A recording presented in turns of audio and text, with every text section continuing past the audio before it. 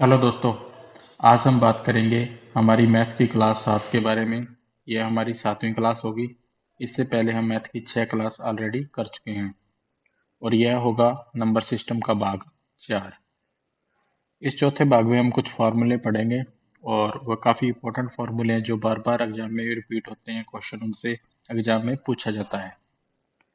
सबसे पहले हम देखते हैं प्राकृत संख्याओं के योग का फार्मूला। तो हमारा पहला फार्मूला है एन एन प्राकृत संख्याओं एन प्राकृत संख्याओं का योग। एन प्राकृत संख्याओं का योग का फार्मूला होता है दोस्तों एन ब्रैकेट में N plus one divide by two. यह फार्मूला होता है एन प्राकृत संख्याओं का योग निकालने का फार्मूला। एन ब्रैकेट में एन प्लस वन बटा दो। इस फार्मूले से हम कोई भी संख्याएं हैं जो एक से स्टार्ट होती हैं, एक से लेके हम 10 तक, 20 तक या 50 तक या कहीं भी कितना भी नंबर दिया हो और उनका योगफल निकालना हो तो हम इस फार्मूले की मदद से निकाल सकते हैं। जैसे मैं आपको कहूँ एक एग्जांपल के तौर पे कि एक से लेके पाँच तक की संख्याओं का योगफल निकालो। पाँच तक की संख्याओं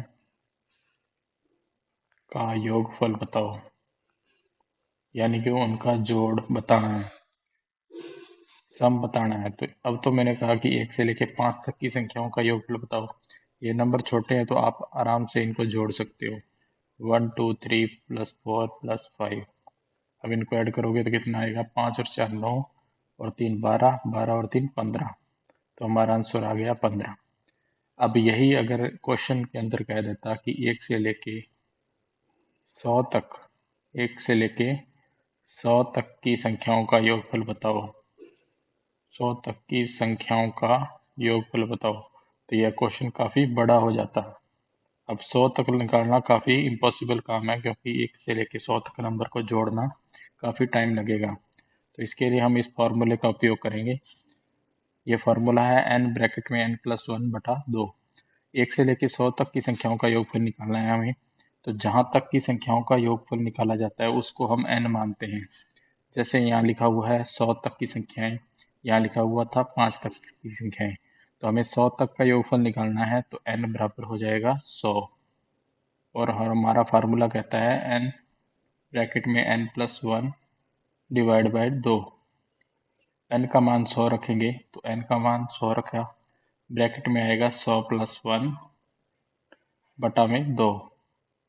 अब इसको हम हल करेंगे आगे तो ये आएगा 100 गुणा के अंदर ये जो ब्रैकेट के साथ वाली संख्या जब भी इस प्रकार से हो, इसके बीच में कोई भी निशान ना हो, तो ये हमेशा किस में होगी? गुणा में होगी। 100 प्लस एक हो जाएगा 101। डिवाइड करेंगे दो से, दो से आप 100 को काट सकते हो, ये आएगा 50। 50 का गुणा जब आप 101 से करोगे तो यह आएगा 5050। 101 से किसी भी नंबर का गुणा करने की एक ट्रिक और भी होती है। वो ट्रिक यह है दोस्तों, जब भी आप 101 से किसी भी संख्या का गुणा करो, चाहे 50 का कर रहे हो, 40 का कर रहे हो, तो वो नंबर दो बार लिखा जाएगा।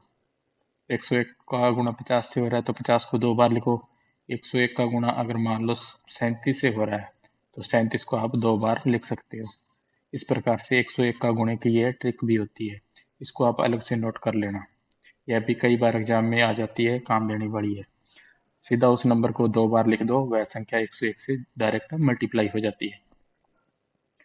अब हमने इस फार्मूले में पढ़ा था कि n प्राकृत संख्याओं का योगफल कैसे निकाला जाता है।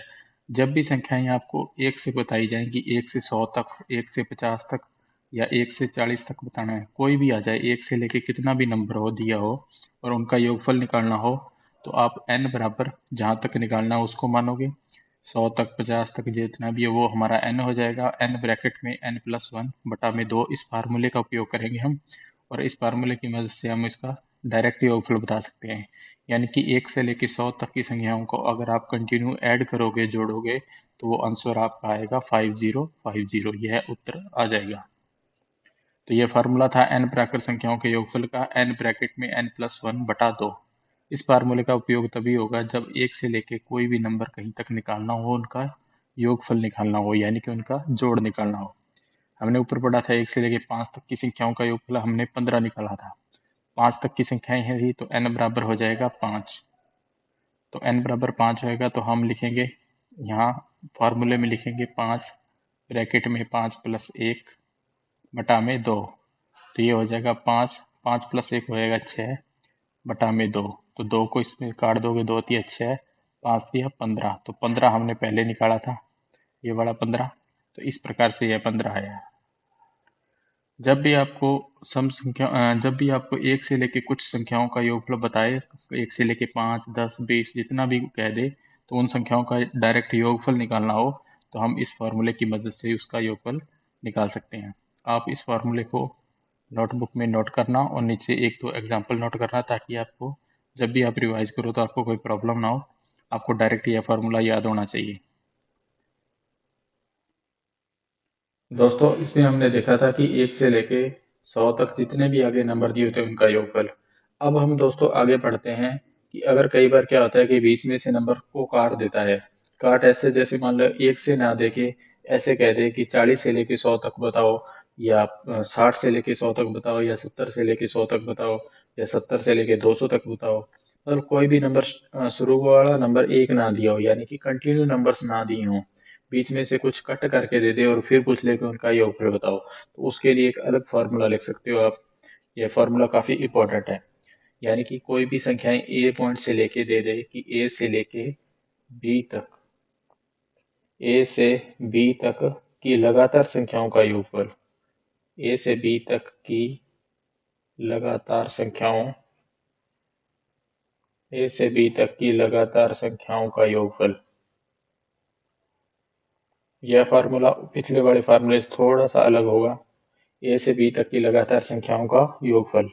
तो इसमें क्या करोगे आप, इसमें योग करोगे, योग यानी कि जोड़, योग इसका मल्टीप्लाई करोगे अंतर +1 से, अंतर +1 डिवाइड बाय 2, योग गुणा अंतर +1 डिवाइड बाय 2, यानी कि 2 बटा के अंदर आएगा। तो इस फार्मूले का प्रयोग करेंगे हम जब ए से लेके बी तक की लगातार संख्याओं का हमें योगफल निकालना होगा। जैसे अब पिछले वाले क्वेश्चन में तो क्या था, 1 से लेके बताई गई थी, इसमें ए से कुछ बीच में से काट के जैसे दे दे। अब हम कुछ जैसे कुछ क्वेश्चन देखते हैं, एक एग्जांपल देखते हैं। जैसे अगर आपको कह दे कि 51 से लेके 100 तक की लगातार संख्याओं का योगफल बताना है, 51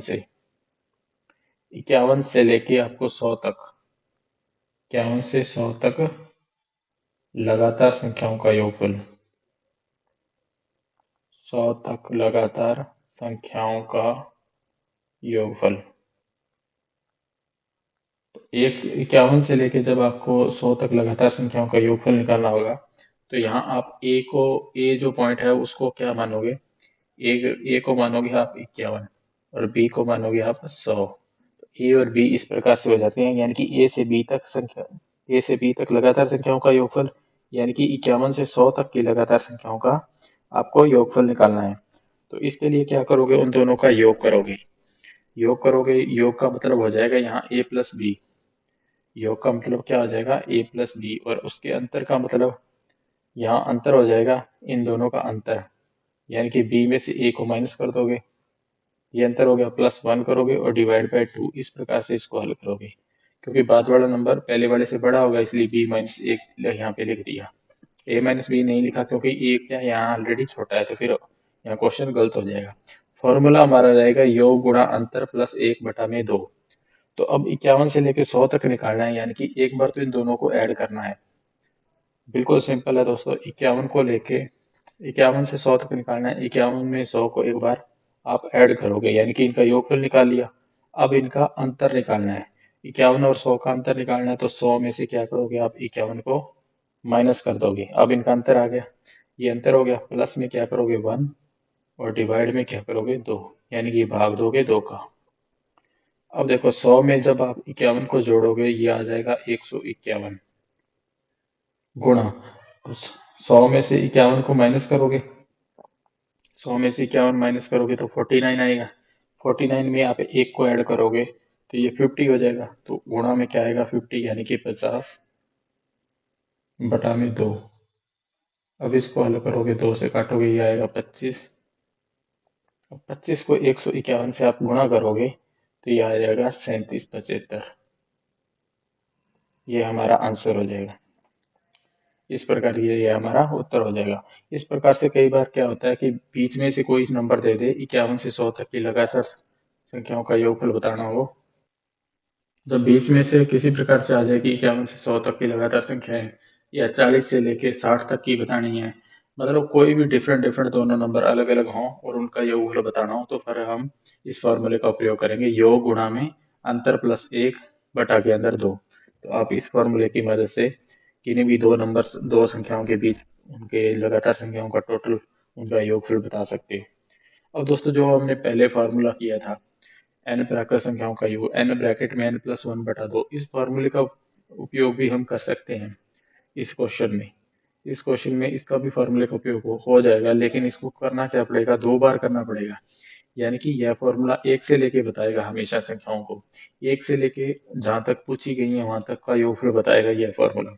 अगर ये फॉर्मूला 1 से लेके बताएगा तो आप क्या कर सकते हैं, इसके अंदर 2 बार करना पड़ेगा आपको। 2 बार इसलिए करना पड़ेगा, पहले तो आप 1 से क्या करोगे, 1 से लेके 100 तक की संख्याओं का योगफल ज्ञात कर लोगे पिछले वाले फॉर्मूले से। फिर 1 से दोबारा आप 50 तक की संख्याओं का योगफल ज्ञात कर लोगे।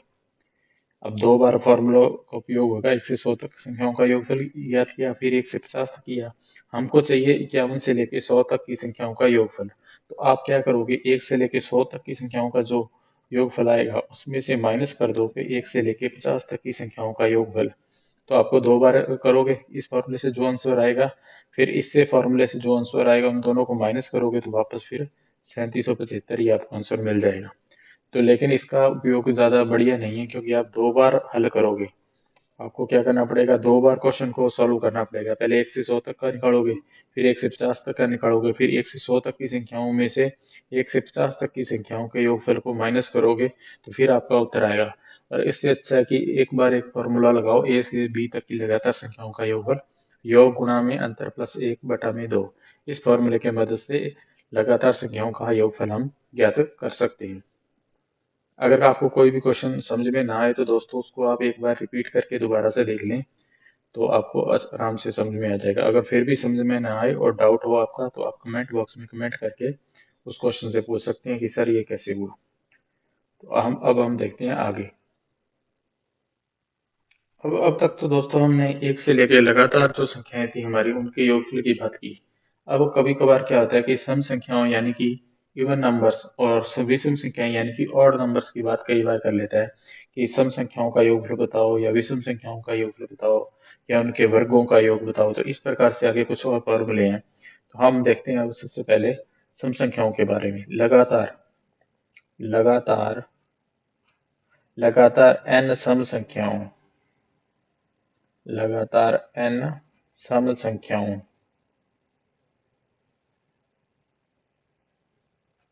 लगातार m सम संख्याओं का योग। अगर आपको लगातार n सम संख्याओं का योगफल निकालना हो तो आप x ब्रैकेट में x प्लस 1 का यूज कर सकते हो। इस फॉर्मूले की मदद से लगातार n सम संख्याओं का योगफल ज्ञात हो जाएगा, x ब्रैकेट में x+1। अब मान लो आपको 1 से लेके 100 तक की संख्याओं का ज्ञात करना है, 1 से लेके 100 तक की। तो 1 से 100 तक सम संख्याओं का योग, 1 से 100 तक सम संख्याओं का योग। तो 1 से लेकर 100 तक की सम संख्याओं का अगर आपको योगफल बताना है तो आप क्या करोगे, इस फॉर्मूले की मदद से सबसे पहले तो आप सम संख्याओं को काउंट करोगे। सम संख्याओं को काउंट करोगे कि 1 से लेकर 100 तक की सम संख्याएं कितनी आती, क्योंकि हमको सभी नंबर्स को तो ऐड करना नहीं है, हमको सिर्फ सम संख्याओं का योगफल निकालना है। तो सम संख्याएं पहले काउंट करनी पड़ेगी कि 1 से लेकर 100 तक की मतलब कितनी सम संख्या है। यहाँ जो x दिया हुआ है, x क्या होगा यहाँ पे, x होगा सम संख्या। जितनी भी सम संख्याएं होती हैं वो x मानी जाएंगी यहाँ पे। जितनी भी सम संख्याएं वो क्या होंगी, x मानी जाएंगी। तो 1 से लेकर 100 तक इस सम संख्याओं का योगफल निकालना है तो पहले सब 100 तक सम संख्याएं देखनी होंगी हमको कि कितनी आएंगी। तो अब सबसे पहले हम निकालेंगे 100 तक सम संख्याएं। सम संख्याओं को इंग्लिश में इवन नंबर्स बोला जाता है। अगर आपको कंफ्यूज हो कि इस सम संख्याएं किसे बोलते हैं तो इसको बोलते हैं इवन, और विषम संख्याओं को ऑड नंबर्स बोला जाता है। तो 100 तक सम संख्याएं निकालनी है तो 100 में क्या करोगे, 2 का भाग दोगे, क्योंकि प्रत्येक दूसरी संख्या सम संख्या होती है, यानी कि 2 है, 2 के बाद एक छोड़कर एक, हर बार एक छोड़कर एक क्या आती जाती है, सम संख्या आती जाती है। तो प्रत्येक 2 में से एक सम संख्या होती है, इसलिए 100 में कितने का भाग दोगे, 2 का। 100 में 2 का भाग दिए कितना है, 50। तो 100 तक हमारी कितनी सम संख्याएं आएंगी, 50 सम संख्याएं आ जाएंगी। तो 50 सम संख्याएं आएंगी। तो अब फॉर्मूला है हमारा x ब्रैकेट में x+1। तो x का मान यहाँ कितना आ जाएगा हमारे पास, 50। तो 50 ब्रैकेट में 50 प्लस 1 यानी कि 51। तो अब क्या करोगे, इसको हल करोगे तो 50 गुणा के अंदर, ये संख्या हमेशा गुणा में होती है ब्रैकेट के साथ वाली। अगर इसके बीच में कोई भी निशान प्लस माइनस का नहीं है तो ये हमेशा किस में होगी, गुणा में होगी। तो 50 और 1 क्या हो जाएंगे, 51। और 50 का जब आप 51 से गुणा करोगे तो ये आ जाएगा 2550। तो 2550 होती हैं।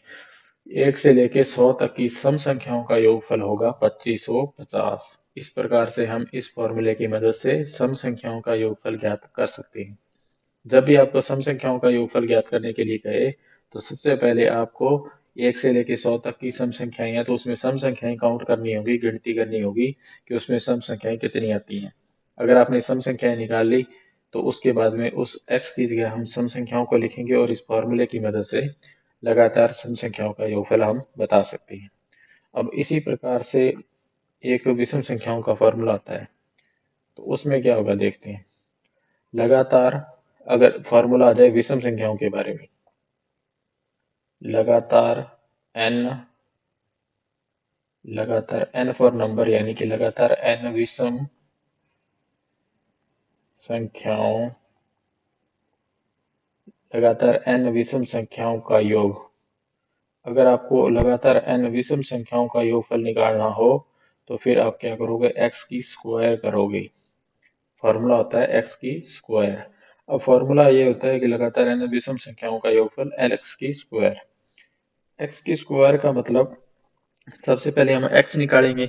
x उसी प्रकार से जैसे हमने सम संख्याओं में x निकाला कि सम संख्याओं की काउंटिंग की कितनी होती है, उसी प्रकार से इसमें होता है। अब देखो इसमें हम आगे क्वेश्चन करते हैं। 1 से लेके 1 से 100 तक पहले हमने सम संख्याओं का योगफल निकाला। अब हम विषम संख्याओं का योगफल निकालेंगे। तो 1 से 100 तक विषम संख्याओं,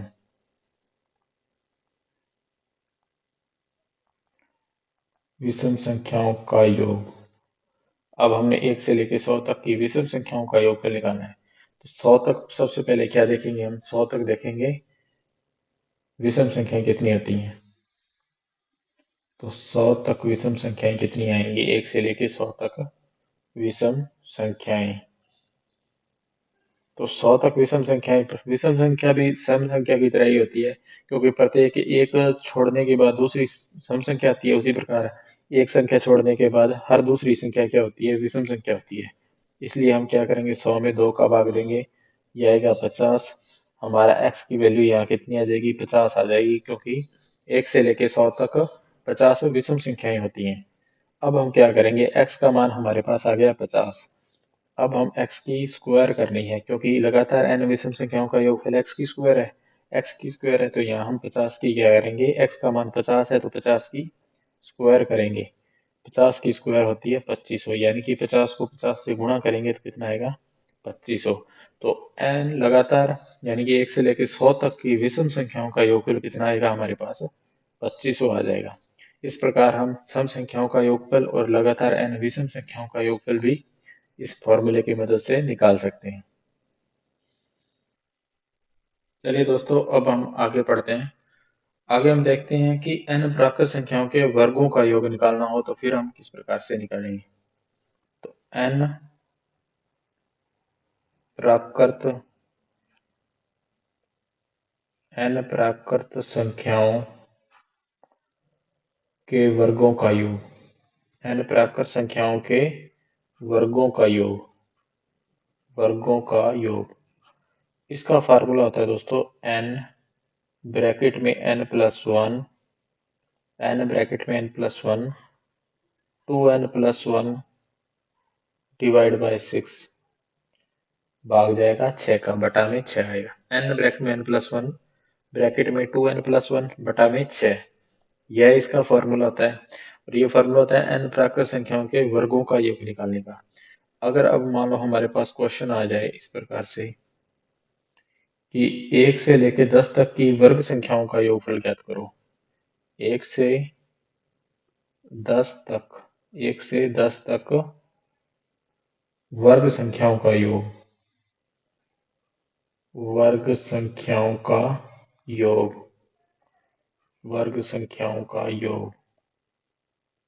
1 से 10 तक वर्ग संख्याओं का योग निकालना है हमको। इसका मतलब ये क्या पूछ रहा है, ये पूछ रहा है कि 1 की स्क्वायर करें, फिर हम 2 की स्क्वायर करें और इनको आपस में ऐड करेंगे 10 तक।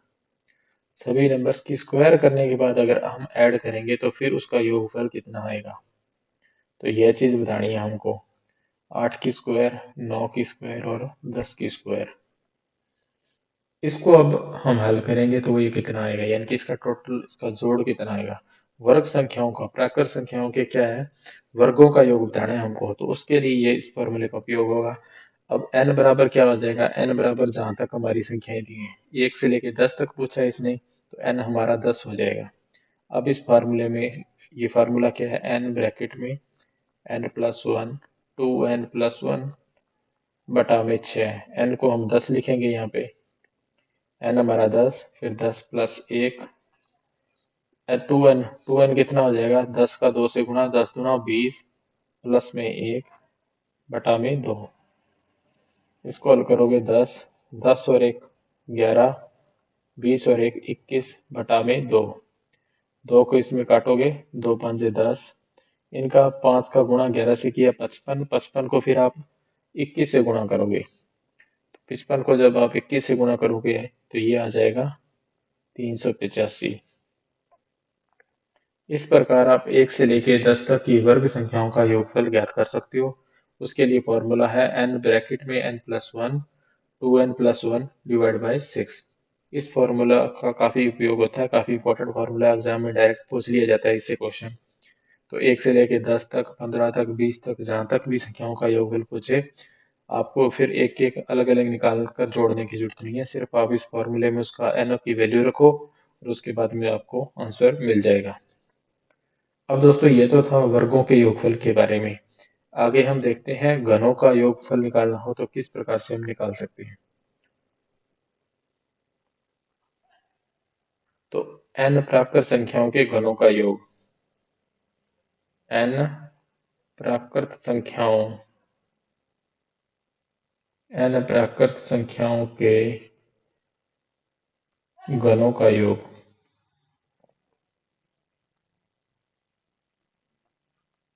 n प्राकृत संख्याओं के घनों का योग।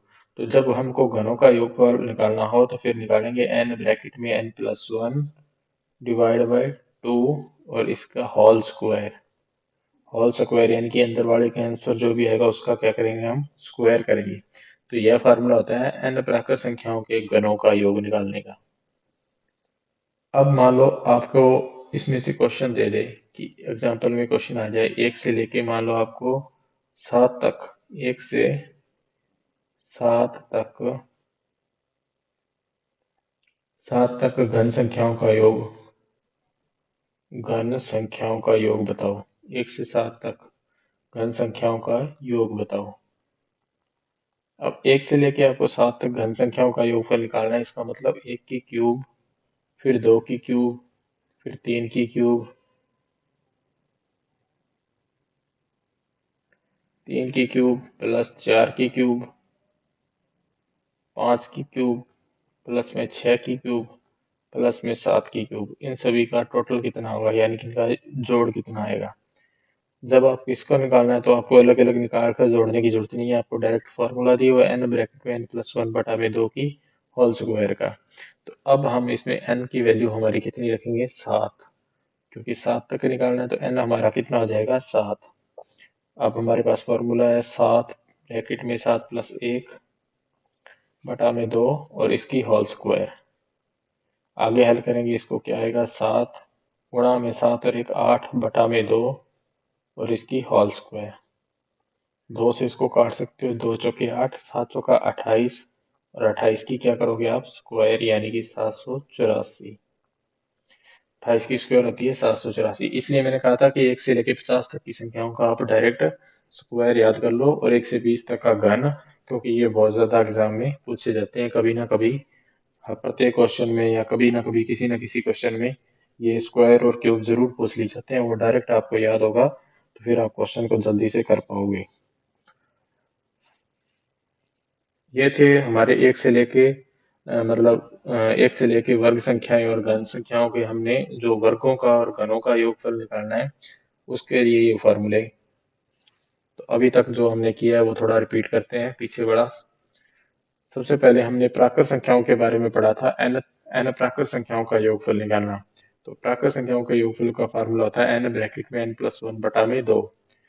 और एक बात और याद रखना, जब प्राकृत संख्याओं के योगफल का जो फार्मूला होता है ना, उसकी डायरेक्ट क्या होती है, ये स्क्वायर होती है। घनों का योगफल क्या होता है, प्राकृत संख्याओं के योगफल का डायरेक्ट स्क्वायर। तो ये दोनों फार्मूले आप इकट्ठे याद कर सकते हैं। तो एन प्राकृत संख्याओं का योग क्या होता है, एन ब्रैकेट में n+1 बटा में 2। इस फॉर्मूले की मदद से आप एक से लेके जहां तक भी संख्याएं के उनका आप योगफल डायरेक्ट ज्ञात कर सकते हो। इसके बाद में देखा था ए से लेके बी तक की लगातार संख्याओं का योगफल का फार्मूला। इसका फार्मूला था योग गुणा में अंतर प्लस में 1 बटा में 2। इस फॉर्मूले की मदद से हम ए से लेके बी तक की लगातार संख्याओं का योगफल ज्ञात कर सकते हैं। तो ए से बी तक यानी कि बीच में से कुछ है 51 से 100 तक की लगातार संख्याओं का योगफल हम इस प्रकार से निकाल सकते हैं। इसके बाद में था लगातार n सम संख्याओं का योगफल पूछे तो ये आएगा x ब्रैकेट में x+1। इसमें ध्यान देने वाली बात ये है कि जहां तक पूछे वहां तक की सबसे पहले सम संख्याएं निकालनी पड़ेंगी कि x, यानी कि जो x की वैल्यू है वो होती है सम संख्याएं। तो वो कितनी सम संख्याएं आएंगी, तो 100 तक सम संख्याएं हमारी 50 होती हैं। तो इसलिए x का मान 50 है, तो 50 फार्मूले में रख के फिर इसका आंसर निकाल सकते हैं। इसके बाद में हमने पढ़ा था लगातार n विषम संख्याओं का योगफल। लगातार n विषम संख्याओं का योगफल यानी कि x की स्क्वायर निकालेंगे हम। x होगी हमारी, x क्या होगी, x होगी हमारी विषम संख्याएं। x होती हैं विषम संख्याएं, यानी कि 1 से लेकर 100 तक की विषम संख्याओं का योगफल। तो 100 तक की विषम संख्याओं का योगफल 100 बटा 2 यानी कि 50। तो x हमारी 50 आ जाएगी विषम संख्याएं, यानी कि 100 तक 50 विषम संख्याएं होती हैं, इसलिए 50 का स्क्वायर 2500 हमारा आंसर आ जाएगा। इसके बाद हमने पढ़ा था x n प्राकृत संख्याओं के वर्गों का योग, n ब्रैकेट में n+1 2n+1 बटा में 6। इस फॉर्मूले की मदद से 1 से लेकर 10 तक की वर्ग संख्याओं का योगफल निकालना है हमको। तो n हमारा कितना हो जाएगा, 10। जहां तक की संख्याएं पूछी जाए वो हमारा n होता है, n हो जाएगा 10। तो n की जगह हम 10 को रखेंगे, तो फिर हम इसको हल करेंगे तो ये आएगा 385। तो 1 से लेकर 10 तक की वर्ग संख्याओं का योगफल कितना हो जाएगा, 385। इसके बाद में वर्गों के बाद में हमने पढ़ा n प्राकृत संख्याओं के घनों का योग। घनों का योग का फार्मूला होता है n ब्रैकेट में n+1 बटा में 2 और इस पूरे की होल स्क्वायर, ऊपर स्क्वायर यानी कि इसका वर्ग। तो 1 से लेके 7 तक की घन संख्याओं का योगफल निकालना है। तो 1 से लेके 7 तक की क्यूब का हमको जोड़ निकालना है। तो n हमारा कितना हो जाएगा, 7। जहां तक हमने पूछा वो संख्याओं के बारे में वो हमारी n होती है, तो n हो जाएगी 7। तो n 7 ब्रैकेट में 7 प्लस 1 बटा में 2 की होल स्क्वायर। 7 गुणा में 8 बटा में 2, इसको काटोगे तो फिर आए 28। 28 की स्क्वायर हो जाएगी 784। अब दोस्तों हम आगे पढ़ेंगे समांतर श्रेणी के बारे में।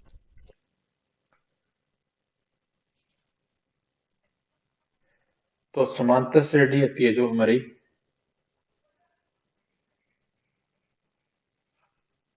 इसको इंग्लिश में बोला जाता है एपी, शॉर्ट में एपी बोलते हैं। वैसे अर्थमेटिक प्रोग्रेशन कुछ ऐसा कुछ शब्द होता है। समांतर श्रेणी को इंग्लिश में बोलते हैं एपी। और इसका nवां पद, समांतर श्रेणी का nवां पद nवां पद कह दे या फिर अंतिम पद कह दे,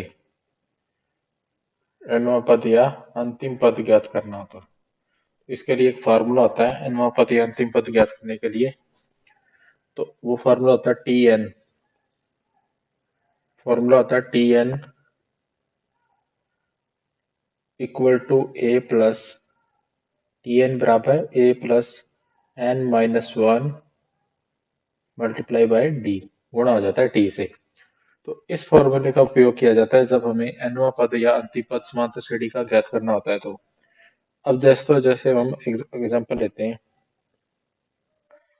जैसे मान लो हमारे पास एक समांतर श्रेणी लिखी है 2 5 8 और 8 के बाद में 11 और फिर 14, इस प्रकार से आगे, और ये आगे लिखता जाएगा और आगे कहेगा 12वां पद, 12वां पद ज्ञात करना है हमको।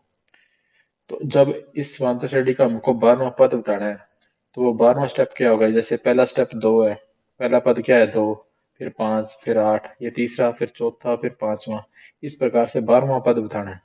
तो जब हमें 12वां पद बताना है या आगे कोई भी पद पूछ ले, कई बार कह देगा 40वां पद बताओ, कई बार कहेगा 42वां पद बताओ, कई बार कहेगा 70वां पद बताओ, तो वो जब भी हमें वो स्टेप बताना होता है, वो पद अंतिम पद बताना होता है, कई बार कहेगा कि अंतिम पद बताओ, तो इस प्रकार से जब भी बताना होता है हम ऊपर वाले फॉर्मूले का उपयोग करेंगे। हम क्या करेंगे, इस फॉर्मूले की मदद से टी एन बराबर A plus N minus one D, इस फॉर्मूले की मदद से हम समांतर श्रेणी का nवां पद बता सकते हैं। अब ये जो समांतर श्रेणी हमें दी हुई है, ये जो क्वेश्चन दिया हुआ है कि इसका 12वां पद बताना है, तो सबसे पहले हम इसमें ए एन और डी की वैल्यू को निकालना पड़ेगा। ए हमारा क्या होगा, एन क्या होगा और डी क्या होगा। तो जो ए होता है दोस्तों वो होता है प्रथम पद, यानी कि फर्स्ट स्टेप, प्रथम पद। प्रथम पद यानी कि प्रथम पद कौन सा, ए हमारा हो जाएगा 2, ए की वैल्यू हो जाएगी हमारे पास 2, तो ये प्रथम पद क्या है 2 है, तो ए होएगा 2। इसके बाद में एन, एन हमें जो ज्ञात करना है, एन हमें क्या ज्ञात करना है, 12वां पद, तो 12वां पद है तो एन हमारा क्या हो जाएगा 12 हो जाएगा।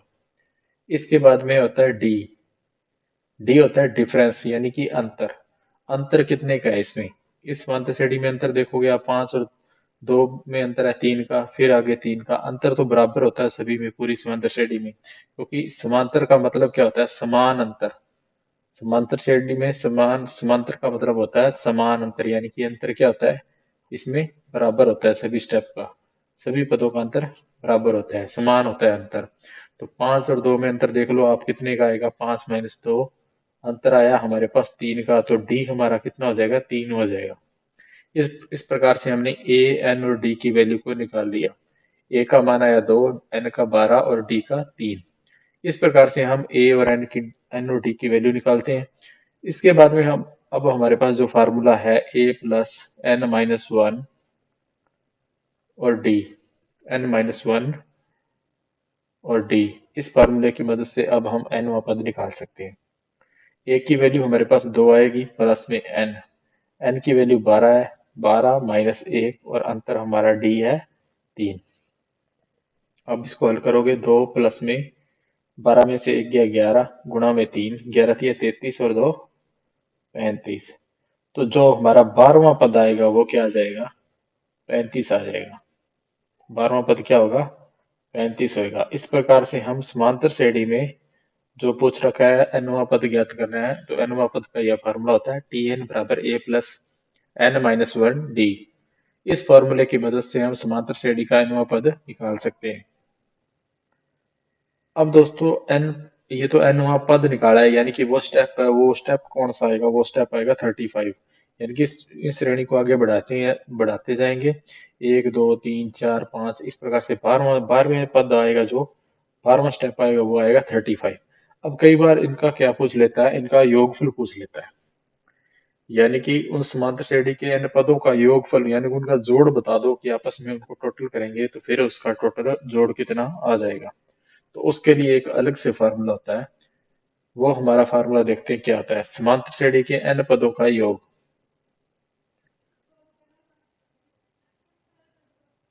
समांतर श्रेणी के n पदों का योग।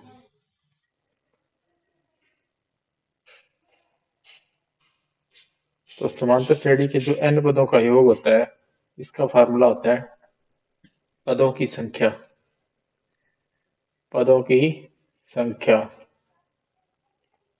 पदों की संख्या ब्रैकेट में पहला पद प्लस में अंतिम पद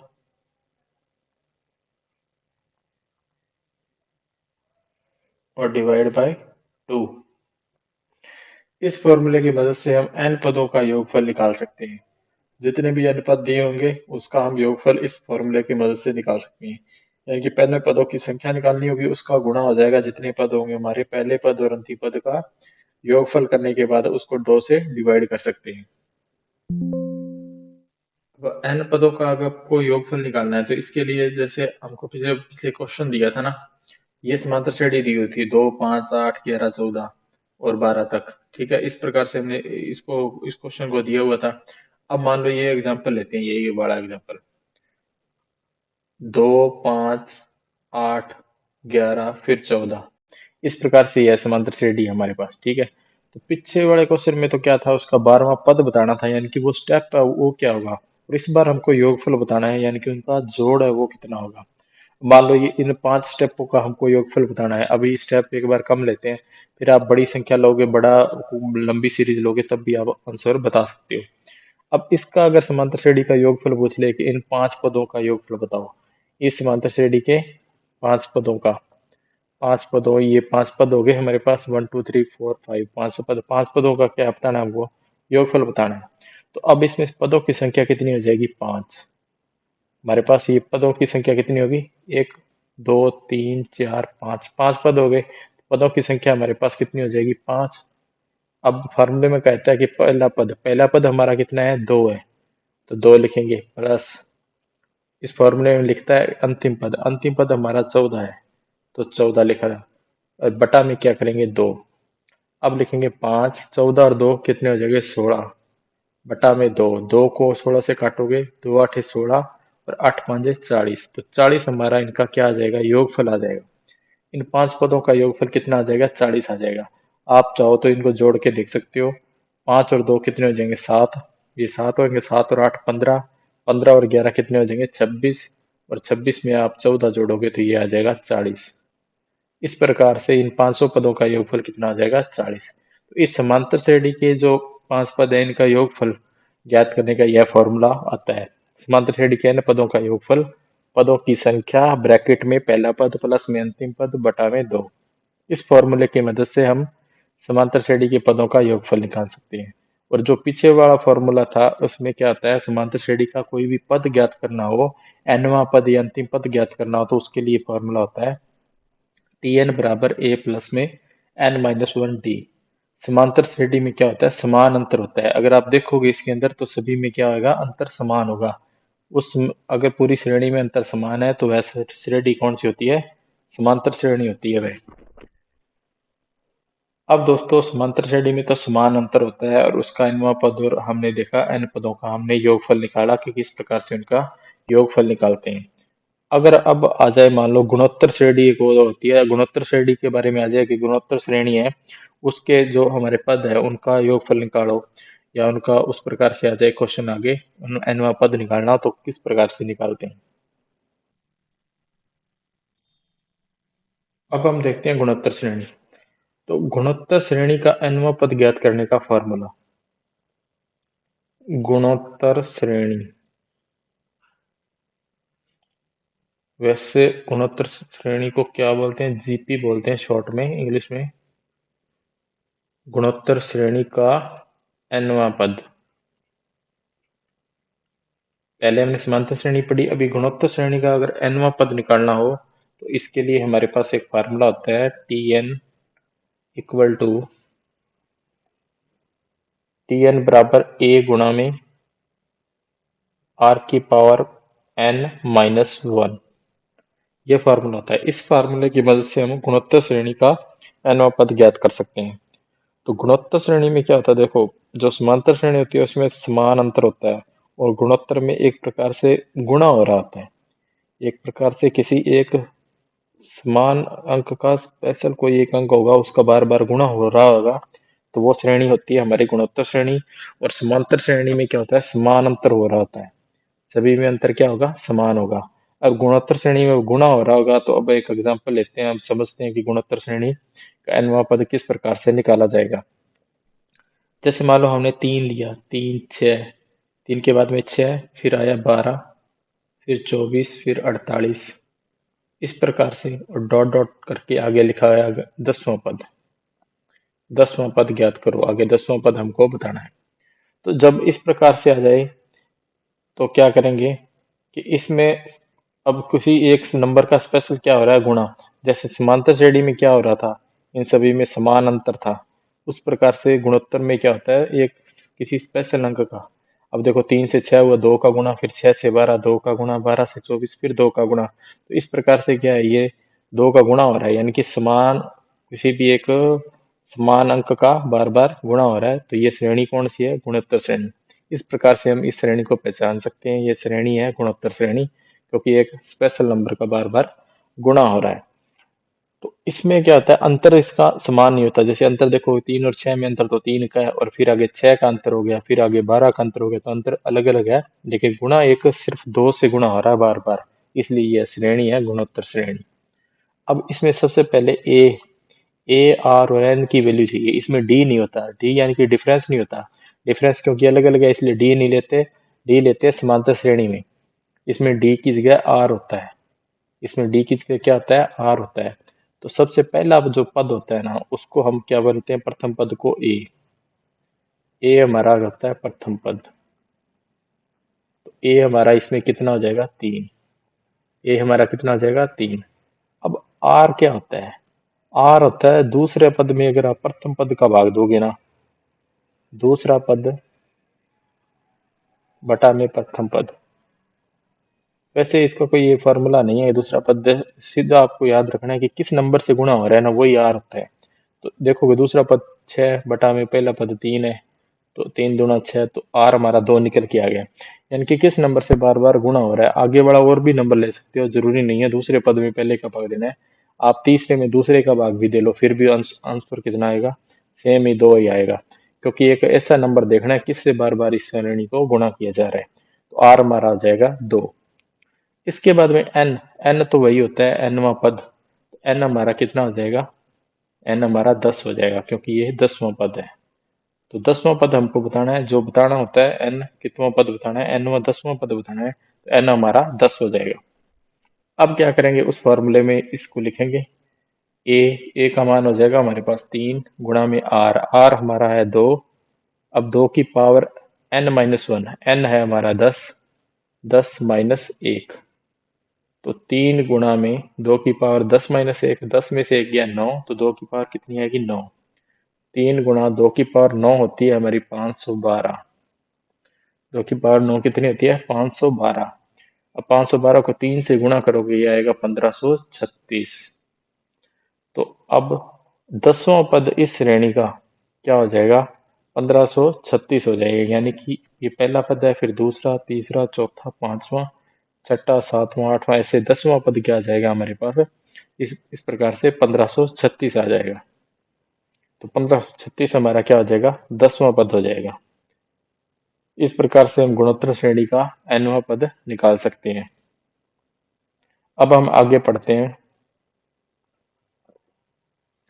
1 से लेके 1 से n तक की क्रमागत, 1 से n तक की क्रमागत संख्याओं, 1 से n तक की क्रमागत संख्याओं में एकांतर, 1 से n तक की क्रमागत संख्याओं में एकांतर प्लस और माइनस के चिन्ह होने पर, एकांतर प्लस और माइनस के, एकांतर प्लस और माइनस के चिन्ह होने पर।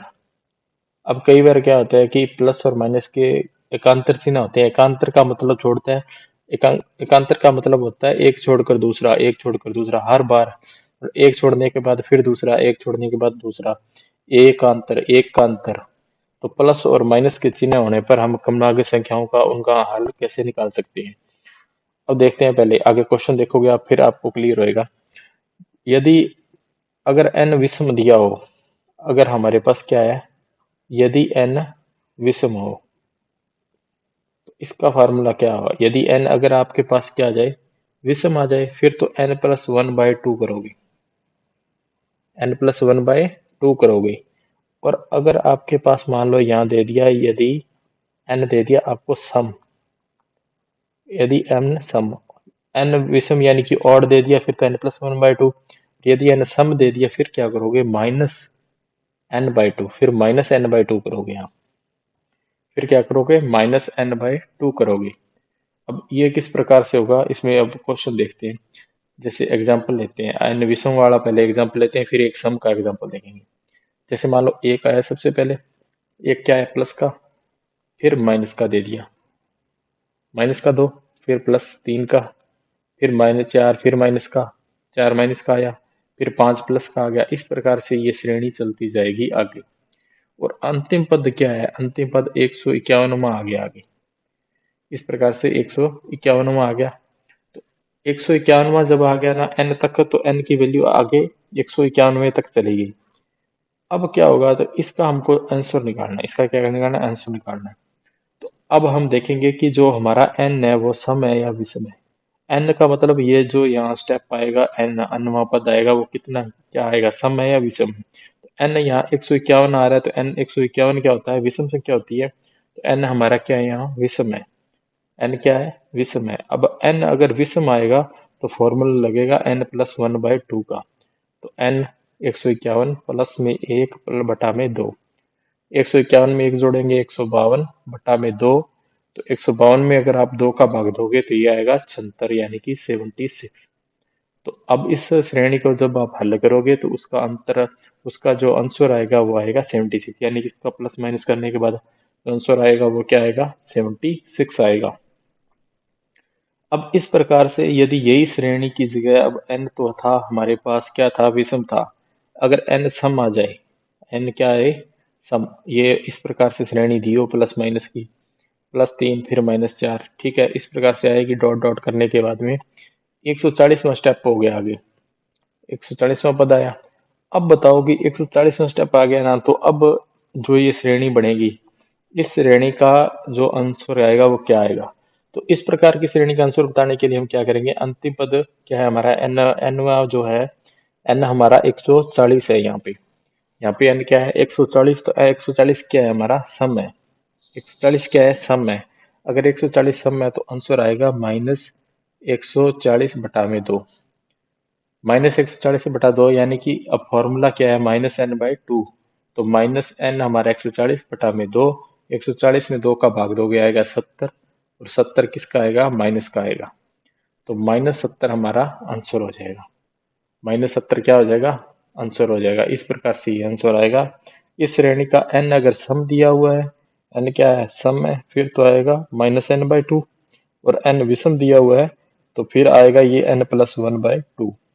इस तरह से हम अगर कोई क्रमागत एकांतर श्रेणी दी हो, इस प्रकार से प्लस माइनस बड़ी, प्लस और माइनस चिन्ह की जो हमारे पास एकांतर श्रेणी है वो दी हो, तो फिर उसको हम क्या कर सकते हैं, इस प्रकार से हल कर सकते हैं। क्रमागत दी हो, क्रमागत संख्याएं हो, एक के बाद दूसरी, एक के बाद दूसरी, इस प्रकार से। अब आगे दोस्तों, कई बार क्या है, कुछ क्वेश्चन डायरेक्ट आ जाते हैं एग्जाम में, और उनका मतलब कोई ऐसे उनको सीधा डायरेक्ट अगर आपके पास याद हो या आप थोड़ा सा उसको समझ पाए, तो फिर आपको उनका आंसर दे सकते हो। तो वो डायरेक्ट ही एक प्रकार से आंसर होता है उसका, जैसे फिक्स होता है। संख्या पद्धति में कई बार क्या पूछ ले कि एक अंक वाली संख्याएं बताओ। जैसे संख्या पद्धति में यानी कि नंबर सिस्टम में, संख्या पद्धति में, संख्या पद्धति में एक अंक वाली संख्याएं, संख्या पद्धति में एक अंक वाली संख्याएं, ऐसी कितनी संख्याएं होती है संख्या पद्धति में जिनके सिर्फ क्या होता है, एक ही अंक होता है। तो एक अंक वाली कितनी संख्याएं संख्या पद्धति में हो जाएंगी, 9। संख्या पद्धति में एक अंक वाली संख्याएं कितनी हो जाएंगी, 9।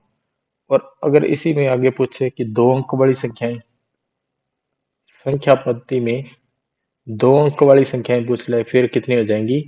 ये हो जाएंगी 90। डायरेक्ट कई बार क्वेश्चन में पूछ ले कि संख्या पद्धति में 1 अंक वाली संख्याएं बताए तो कितनी आएंगी? 9। और संख्या पद्धति में 2 अंक वाली संख्याएं होती है हमारे पास 90। और याद रखना बड़ा आसान है इसको। संख्या पद्धति में कई बार क्या पूछ ले? 3 अंक वाली संख्याएं पूछ ले। 3 अंक वाली संख्याएं हमारे पास आएंगी 900।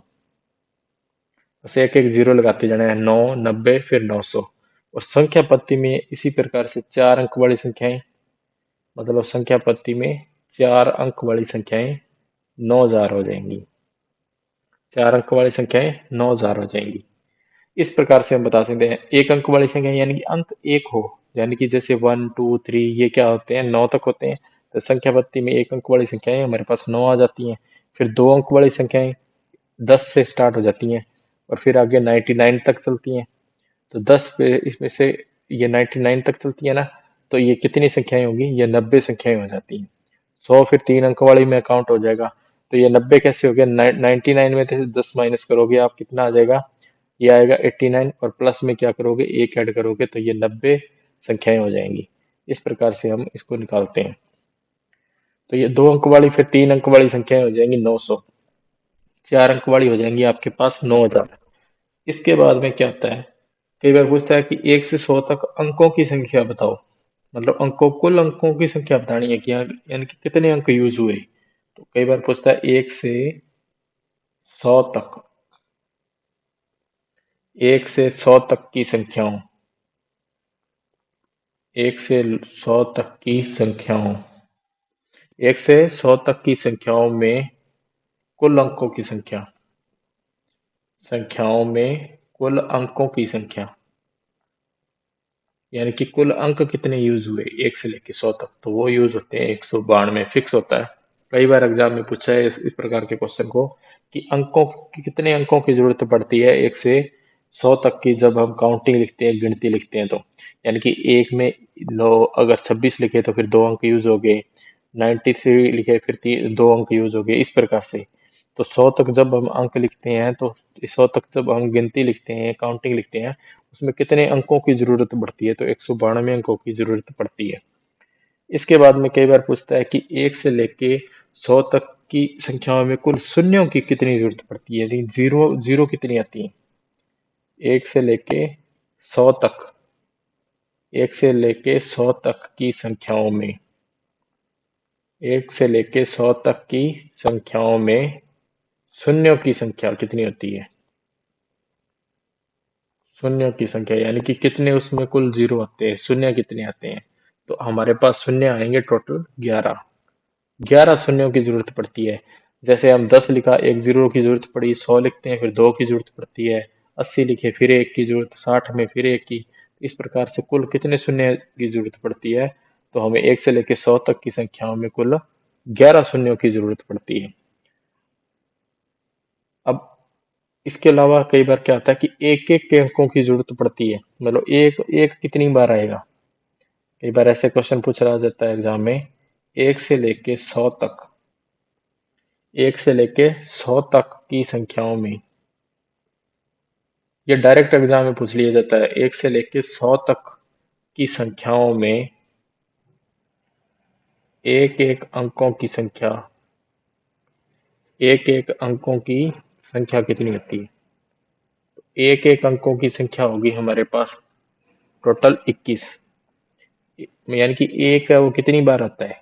1 से लेके 100 तक की काउंटिंग लिखोगे तो एक को कितनी बार लिखोगे? एक आएगा, एक अंक है जो वो आएगा हमारा 21 बार। एक है वो तो हमारा 21 बार आता है, लेकिन जो शेष बचे अंक होते हैं वो हमेशा 20-20 बार आते हैं। शेष बचे अंक 20-20 होते हैं। शेष बचे अंक हमारे पास कितने होंगे? 20-20 होंगे। 20-20 होते हैं। बाकी एक एक अंक होते हैं ना, वो एक तो आता है 21 बार, और उसके अलावा जितने भी अंक होते हैं 2, 3, 4, 5, 6, 7, 8 और 9, वो सारे के सारे 20-20 बार आते हैं 1 से लेके 100 तक की जब हम काउंटिंग लिखते हैं। तो ये डायरेक्ट आप नोटबुक पे नोट कर लेना, काफी इंपॉर्टेंट चीज है।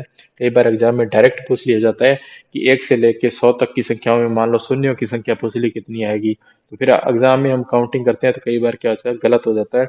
हम काउंटिंग कुछ ना कुछ भूल जाते हैं आगे पीछे। लेकिन अगर अगर आपको डायरेक्ट पता होगा कि 1 से लेके शून्य 11 यूज होती है, और कुल अंक 192 यूज होते हैं। संख्या पत्ती में एक अंक वाली 9 नंबर होते हैं। दो अंक वाली संख्याएं हमारे पास कितनी होती हैं? 90 होती हैं। एक अंक वाली 9, दो अंक वाली 90, तीन अंक वाली 900, चार अंक वाली 9000 संख्याएं होती हैं। और 1 से लेकर 100 तक की संख्याओं में कुल कुल अंकों की संख्या 192 अंकों की जरूरत पड़ती है 1 से लेकर 100 तक की काउंटिंग लिखने में।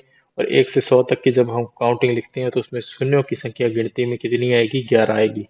और 1 से लेकर 100 तक की संख्याओं में एक एक अंक है वो तो आता है 21 बार, और शेष बचे अंक 20-20 होते हैं।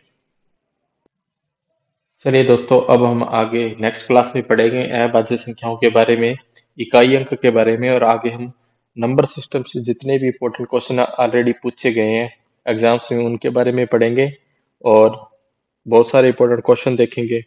आपको यह वीडियो अच्छी लगी तो इस वीडियो को लाइक करें दोस्तों। अगर आप हमारे चैनल को पहली बार देख रहे हैं तो इसको सब्सक्राइब करें। थैंक यू दोस्तों, मिलते हैं नेक्स्ट वीडियो में।